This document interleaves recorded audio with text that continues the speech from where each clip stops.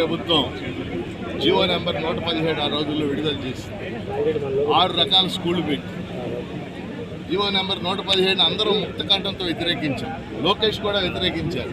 ఆ రోజు తెలుగుదేశం పార్టీ కూడా వ్యతిరేకించారు. వాస్తవంగా విద్యారంగంలో వాళ్ళు చేపట్టినటువంటి అనేక అంశాల వల్లే ఆ ప్రభుత్వం ఓడిపోవడానికి కారణమైన వాటిలో అది కూడా ఒక విషయం. కొత్త ప్రభుత్వం నుంచి ఎంతో ఆశించాం.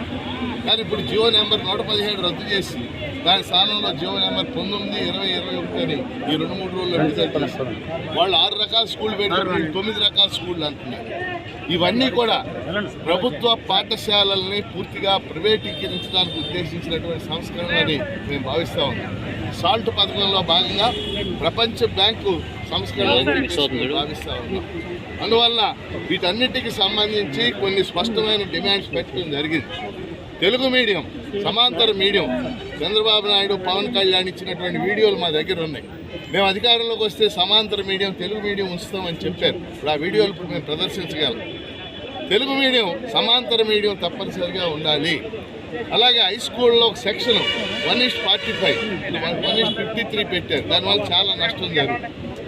అలాగే మోడల్ ప్రైమరీ స్కూల్స్ అని పెట్టబోతా ఉన్నారు. దాని హెడ్ మాస్టర్లుగా స్కూల్ అసిస్టెంట్లు తీసుకొస్తా ఉంటున్నారు. ఇవన్నీ కూడా చాలా దుర్మార్గం. ఇప్పుడు ఈ విషయాలన్నింటినీ వ్యతిరేకిస్తూ ఈరోజు యూటీఎఫ్ ఆధ్వర్యంలో ఈ ధర్నా జరిగింది. కమిషనర్ గారితో మేము మాట్లాడాం. ఆయన స్పష్టమైన హామీ, కొన్ని విషయాలు చెప్పారు, ఆయన స్పష్టమైన హామీలు ఇవ్వలేదు. ఏమైనా మా డిమాండ్ ఏంటంటే రాజకీయ స్థాయిలో కొన్ని నిర్ణయాలు చేయాలి. విద్యామంత్రి లోకేష్ గారు తగిన సమయాన్ని విద్యాశాఖకు కేటాయించడం లేదని మా ఆరోపణ. ఎందుకంటే విద్యాశాఖ అనేది చాలా పెద్ద శాఖ. ఆయన కూర్చోవాలి, నిర్ణయాలు చేయాలి, యూనియన్తో మాట్లాడాలి, ఎమ్మెల్సీలతో మాట్లాడాలి, ఇతర నాయకులతో మాట్లాడాలి. అవేవి కూడా ఆయన చేయటం లేదు.